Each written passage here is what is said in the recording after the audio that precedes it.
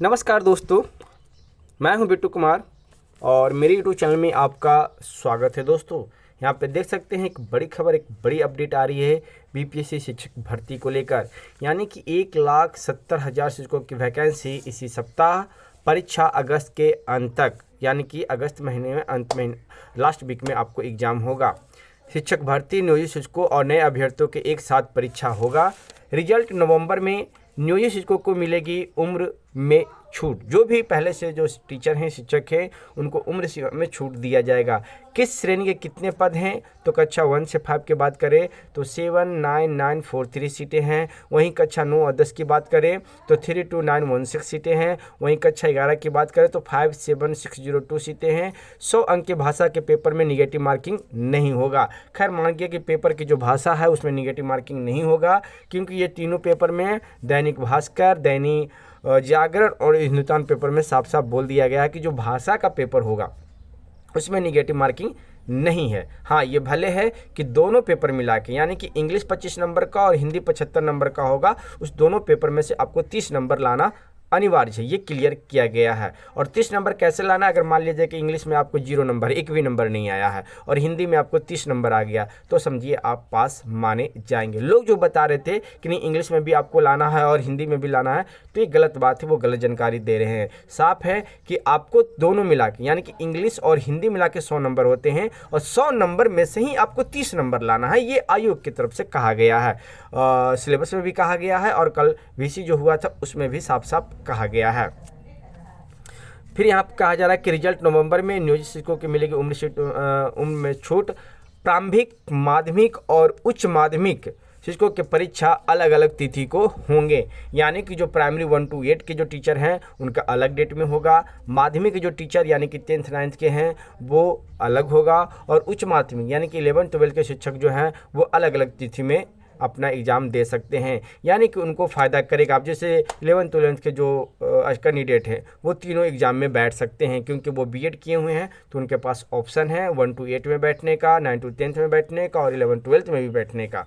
तो चलिए इस खबर को देखिए। निगेटिव मार्किंग का पैटर्न क्या होगा वो आपको बताएंगे। कभी अभ्यर्थियों के लिए एक ही अंक होंगे तो सिलेक्शन किसका होगा ये भी हम आपको बताएंगे डिटेल में। फिर परीक्षा में पूछे जाने वाले प्रश्न का स्तर कैसा होगा ये भी बताएंगे। भाषा में 25 अंग्रेजी के प्रश्न है तो 75 में हिंदी और उर्दू का बंगला को तो दोनों में 30% अंक अलग अलग लाना होगा, ये भी हम आपको बताएंगे। समान वर्ग के अभ्यर्थी के लिए 40 तो पिछड़ा वर्ग के 36 से अधिक अंक पर शिक्षक बन जाएंगे। फिर मैंने टीईटी पास की है और एसटीटी के दोनों पेपर भी पास किए हैं, तो क्या प्राथमिक, माध्यमिक और उच्च माध्यमिक तीनों के लिए आवेदन दे सकता हूं, तो इसका भी अपडेट हम देंगे इतने सारे प्रश्नों को। तो चलिए इस वीडियो को स्टार्ट करते हैं। जो लोग चैनल पर नए जुड़े हैं एक बार चैनल को सब्सक्राइब जरूर कर लीजिएगा, बेल आइकन को भी प्रेस जरूर कर लीजिएगा, ताकि बीपीएससी शिक्षक भर्ती से रिलेटेड हर एक बड़ी खबर आप तक आता रहे। यहाँ पे साफ कहा जा रहा है कि कक्षा 1 से 12 तक, यानी कि 1,70,461 शिक्षकों की भर्ती के लिए इसी सप्ताह वैकेंसी जारी होगी। आवेदन का समय 1 माह का होगा, यानी कि आवेदन आपको करने के लिए 1 माह का टाइम दिया जाएगा। कक्षा 1 से 5, कक्षा 9 व 10 और कक्षा 11 व 12 के लिए अलग अलग आवेदन लिए जाएंगे, यानी कि जो आवेदन होगा वो अलग अलग लिया जाएगा। अगस्त के अंत तक परीक्षा भी 3 अलग अलग तिथियों पर होगी। जी हाँ, परीक्षा जो होगा वो 3 डेट में होगा, यानी कि प्राइमरी का अलग होगा, माध्यमिक का अलग होगा और उच्च माध्यमिक के लिए अलग डेट में परीक्षा लिया जाएगा। लेकिन जो भाषा का परीक्षा होगा वो तीनों को एक दिन ही होगा। रिजल्ट नवंबर अंत तक जारी होगा। 100 अंकों के भाषा पेपर में 30% क्वालिफाइंग मार्क्स होगा, यानी कि 100 नंबर में आपको 30 नंबर लाना जरूरी है, जैसा आपको हमने पहले ही समझाया है। इस पेपर में निगेटिव मार्किंग नहीं होगी, यहाँ पे क्लियर कर दिया गया है। जो पेपर भाषा की है उसमें निगेटिव मार्किंग नहीं होगा। 150 अंकों की, यानी कि 150 अंकों के मूल पत्र में निगेटिव मार्किंग होगी, यानी कि जो मेन जिसमें आपका मेधा अंक बनेगा उसमें ही आपका निगेटिव मार्किंग होगा। शिक्षक भर्ती परीक्षा के पैटर्न और सिलेबस के बारे में यह जानकारी बीपीएससी के अध्यक्ष अतुल प्रसाद ने सोमवार को दी है, यानी कि जो बीपीएससी के अध्यक्ष है उनके द्वारा सिलेबस में भी बताया गया था और कल जो वीडियो कॉन्फ्रेंसिंग हुआ था उसमें भी साफ साफ ये क्लियर कर दिए हैं। नियोजित शिक्षकों और समान अभ्यर्थियों की परीक्षा एक साथ ही होगी। नियोजित शिक्षकों को अधिकतम उम्र सीमा में छूट रहेगी। प्रश्न ने तो बहुत कठिन और ना ही बहुत आसान होंगे, यानी कि इसमें साफ कहा जा रहा है कि परीक्षा ज़्यादा ना आसान होगा और ना ज़्यादा कठिन होगा, यानी कि मीडियम लेवल का होगा। परीक्षा केंद्र अभ्यर्थी के जिले नहीं बल्कि उसी प्रमंडल के दूसरे जिले में होंगे। कदाचार करने वाले अभ्यर्थी पर कानूनी कार्रवाई के साथ ही 5 साल के लिए किसी भी परीक्षा में शामिल होने पर रोक लगा दी जाएगी। यानी कि कहा जा रहा है कि अगर आप किसी पटना ज़िले के हैं तो कोई ज़रूरी नहीं है कि आपको पटना ज़िले में ही सेंटर मिलेगा। उस प्रमंडल, क्या पटना ज़िले के प्रमंडल जो है उसमें कितने ज़िले आते हैं, उस ज़िले के अंदर किसी भी ज़िले में आपको भेज दिया जाएगा। उसमें अगर आप चोरी करते पकड़े जाते हैं तो आपको जेल भी होगा। आप 5 साल किसी परीक्षा में बैठने के लिए अनुमति नहीं दी जाएगी। परीक्षा केंद्र पर बायोमेट्रिक ऑथेंटिकेशन कराया जाएगा, यानी कि बायोमेट्रिक आपका जो थंब होगा वो लगाया जाएगा ऑप्शन पे फॉर्म भरते वक्त ही, और परीक्षा केंद्र पर भी जैमर लगा रहेगा जिससे आप मोबाइल वहाँ पे यूज नहीं कर सकते हैं।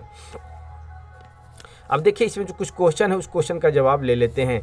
कहा जा रहा है कि नेगेटिव मार्किंग का पैटर्न क्या होगा। एक प्रश्न में कितने ऑप्शन होंगे अभी तय करना बाकी है। ये सारा क्लियर नोटिफिकेशन में हो जाएगा, क्योंकि आपके जो उत्तर होंगे वो 5 के होंगे या 4 के होंगे, ये थोड़ा सा क्लियर नहीं हो पाया है। उत्तर के लिए 5 ऑप्शन होंगे तो 4 गलत पर 1 अंक काटेगा, यानी कि 0.25% नेगेटिव मार्किंग।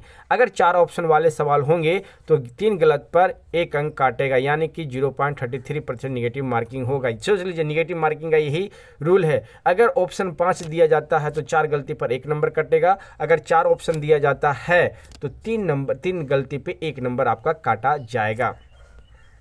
कई अभ्यर्थियों के लिए एक ही अंक होंगे तो सिलेक्शन किसका होगा। समान अंक की स्थिति में पहले अधिक उम्र और फिर देवनागरी लिपि के नाम के अनुसार चयन में प्राथमिकता दी जाएगी। अगर मान लिया जाए कि किसी का 150 में 65 आ गया, 2 कैंडिडेट और दोनों कैंडिडेट जनरल से हैं, तो वहाँ पे उनका किसका महत्व दिया जाएगा, जिनका डेट ऑफ बर्थ ज़्यादा होगा, यानी कि किन्हीं का मान लिया 24 साल हो रहा है, किन्हीं का 25 साल हो रहा है। एक अनुमान के साथ 24 साल और 25 साल हो रहा है तो 25 साल वाले को पहले प्रेफरेंस दिया जाएगा।